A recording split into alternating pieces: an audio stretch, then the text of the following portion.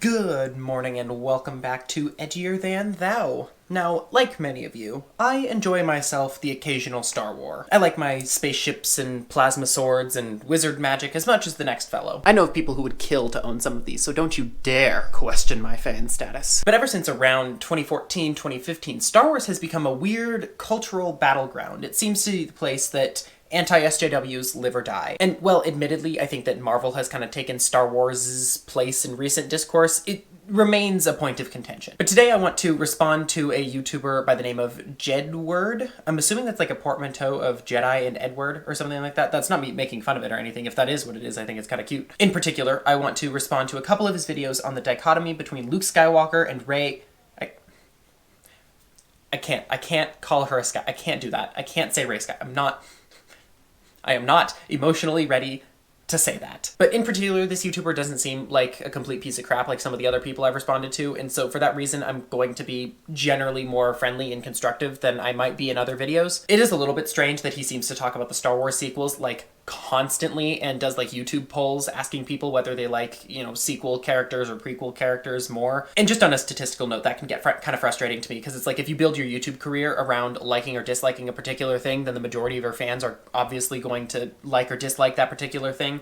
It's a lot more interesting. Like he did a poll asking whether people liked Andor or Kenobi better, and I feel like that's a more interesting and thoughtful question. I also wanted to say something positive about him before we get here, and that is that his videos are pretty short. And I know that might sound like a backhanded compliment, but I'm being genuine when I say that. He talks relatively quickly, he gets points out, and it feels like he's not wasting any time when he says things, and it makes it a lot more easy to digest some of his videos. It might be a little bit difficult for some of the uninitiated who aren't familiar with some of these controversies, that's what uninitiated means, to follow what he's talking about, but I don't know, I appreciate it as like a Star Wars fan who's steeped in the discourse.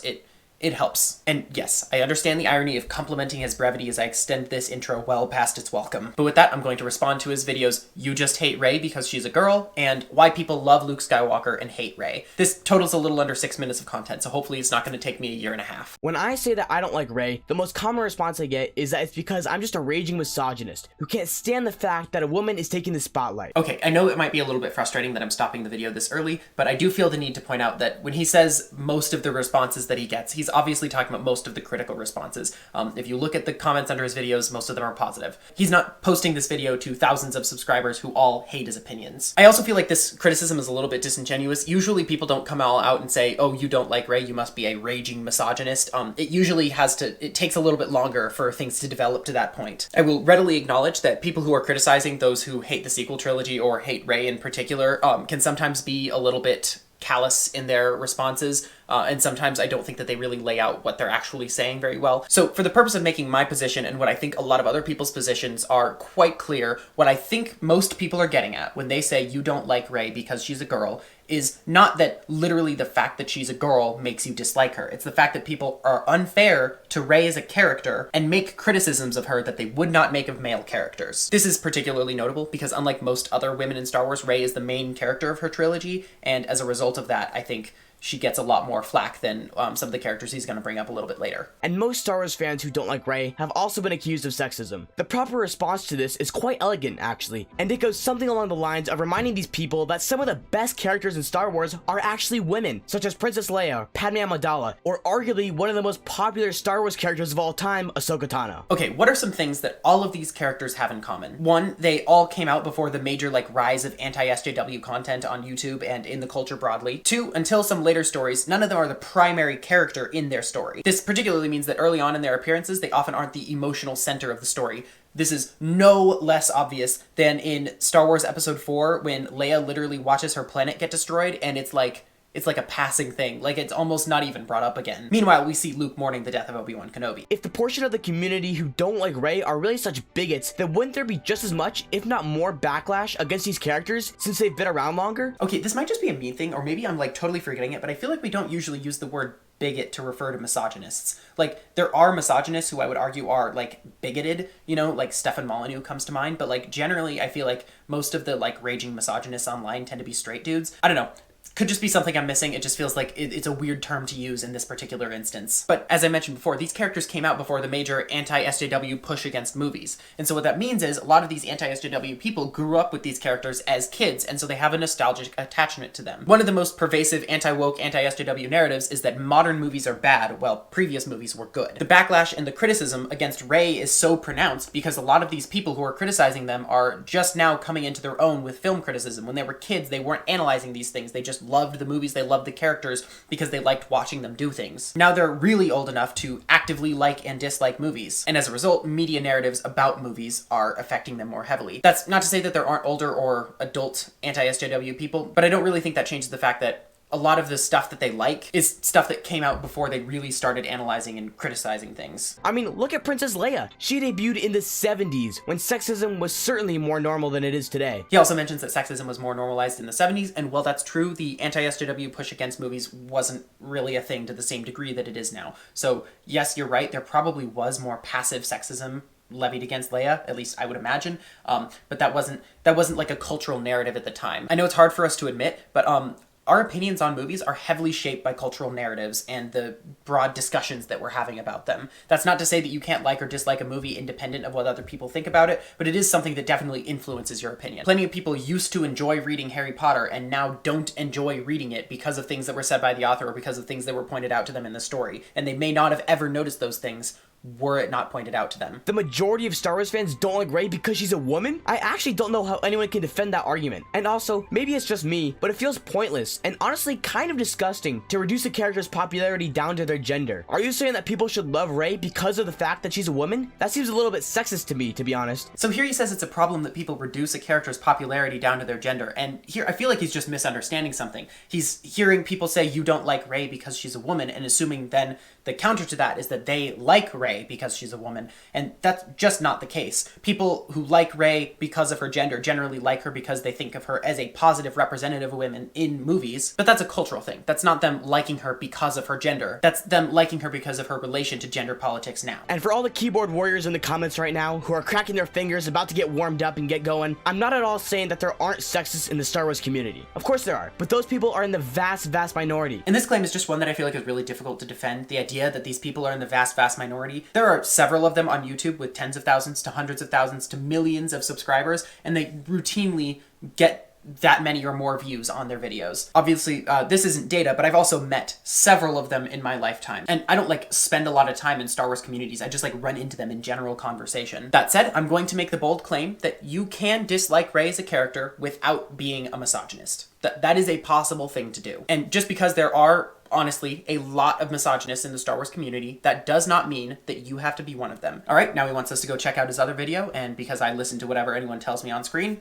let's go do that. Here's why Luke Skywalker is beloved by fans, and Rey is hated by basically everyone with more than 3 functioning brain cells. All right, I know I said that you don't have to be a misogynist to dislike Rey, but this sort of attitude is the kind of thing that makes people think that you are. When you tell us that only an idiot can like this character, you're suggesting to us that the art gods have deemed Rey a bad character, and anyone who disagrees with that ruling is just a fool. And yeah, I mean, that does ring kind of sexist to me. I'm not necessarily saying that that's what you believe in your heart, but yeah, art is subjective. You can enjoy characters and also acknowledge their flaws and their poor writing decisions. Luke is a flawed character who has many faults and shortcomings. Now, you may be thinking to yourself, but Jedwerd, you relentless rapscallion, wouldn't that make him a worse character? This a little bit feels like he's talking down to his audience, and I don't mean that like offensively or anything, but I feel like most of us already do recognize that a character having flaws is an important thing for them to develop as a character. So yeah, it is important for characters to have shortcomings, and I would definitely argue that Luke Skywalker has plenty of those. I would also argue that while they're less pronounced,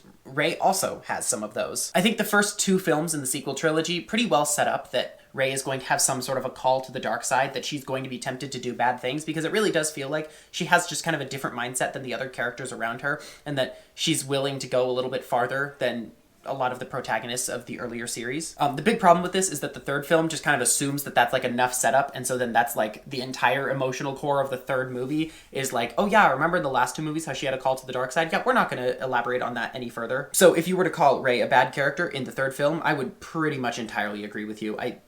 I don't know how they dropped the ball as hard as they did. But most people's examples come from the first 2 movies, because those are the ones that people actually watch. Did anyone watch The Rise of Skywalker? Like, actually? I feel like it might have been a fever dream. And look, I admit that there were times in the originals when Luke does have his Mary Sue moments. Blowing up the Death Star when it was his first time in an X-Wing was a bit on the nose. So he mentions that Luke has a bit of a Mary Sue movement at the end of the first Star Wars movie. And honestly, I kind of disagree with this. I feel like this was kind of the direction the story was leading, that the Force was going to be more reliable and his instincts were going to be more reliable than just using the technology of the day. But this moment really closely mirrors, I think, the moment in The Force Awakens where Rey in her duel with Kylo Ren is absolutely getting her ass kicked by a guy who can barely walk, and takes a moment, collects herself, and then uses the Force to aid her in the battle. And that's when she starts winning. She is the definition of a Mary Sue. In the sequel trilogy, she is good at everything that she tries, and I mean everything. She can pilot and do complex repairs on a ship that she has never even seen before. Okay, I'm gonna be honest, this one makes no sense to me. One, we know for a fact that she's seen the Millennium Falcon because she literally comments on it in the film. You ever fly this thing? No! This ship hasn't flown in years! 2, she mentions that she's piloted ships in atmosphere before. And 3, she scavenges Star Destroyers. Of course she's gonna pick up some information on how she might repair ships in the future. She lives inside of a downed AT-AT. Oh god, I just said AT-AT. I prefer AT-AT. That's the way that I like to say it. Not only that, Luke Skywalker in his first movie is a farmer, and yet he's a really good pilot. But of course, this is explained in the film when he mentions that he has practiced piloting his T-16. For the uninitiated, that's this thing here, except it's not made out of Lego in the movie. But he does like whoosh one around a little bit. And it's about this size. What I'm saying is Luke Skywalker and I have a lot in common. Immediately be trusted and accepted into the Resistance with open arms, despite them not knowing anything about her background, identity, or her motivations. Her being accepted into the Resistance feels like a really obvious thing when one of the leaders of the Resistance is Princess Leia, or General Leia now, and she's Force sensitive. Like, she has a better perception of other people's intentions and goals than anyone else around her. This also just feels like keeping the plot efficient. I don't know. Some of the things he refers to, he doesn't refer to super specifically, so I'm not really going to respond to them, and they don't really contradict like the overall narrative. Yeah, there are definitely things she's pretty good at to start out. At least some of his examples, though, are fairly silly, and I don't think it's ridiculous for a character to have a couple of things that they're just good at. And she is able to defeat a highly skilled and well-trained enemy in a lightsaber duel, even though she has never even held a lightsaber. Yes, she has experience using a two-handed metal bow staff, which is nothing like a lightsaber, and yes, the enemy was a tad weaker than usual due to a glancing shot from a bowcaster. Okay, I genuinely don't know how he can say, though, that Kylo Ren was just a tad weaker in that scene. One, he had literally just done like the most horrible thing he had ever done in his life, and it literally split his soul, and I think it was kind of implied that his Force ability was significantly hindered by that. He was also shot by Chewbacca's bowcaster, which wasn't just like a small minor injury. They make a point earlier in the movie to show it literally like blowing a person off their feet. I like this thing. Plus, he's constantly referencing that injury during the fight. It also wasn't really like a glancing shot. It got him right here. Kylo Ren is literally at his weakest in this scene, and he's still winning for most of the fight. It's only until Rey connects to the Force, something that I feel like in this scene he's been cut off from for the most part, that he actually starts losing. And even then, we never really see her win because the ground opens up between them and then the fight is over. Also, well, I know that her staff is not the same thing as a lightsaber at all, and the fighting styles that it utilizes are going to be different, which, as a side note, is so annoying that they never gave her a saber staff. Like, it feels like that was right there, you know? I feel like it's reasonable to assume that she's fought in a couple of different styles growing up. Like, she's lived her life as a scavenger. It's not crazy that, like, she would have picked up some of these skills. I feel like the scene would have made less sense if she was just, like, completely inept with a lightsaber. Obviously, she shouldn't be, like, a master of it, and I don't think this fight really showcases her as a master, but, like, she's semi-proficient. Yeah, he makes a couple of other points here, and I'm happy to respond to them if somebody actually has questions about it, but I feel like I've made my point for the most part. One of my biggest problems with a lot of the anti-woke, anti-SJW stuff is the fact that it feels like it kind of, like, trumps self-reflection. So I hope that if he or any of his fans see this, like, they're at least open to the criticism and open to the realization that it is possible for people to enjoy this character without being complete loser morons. Yeah, with that, thumb button, red button, type, comment, whatever, and see you next one.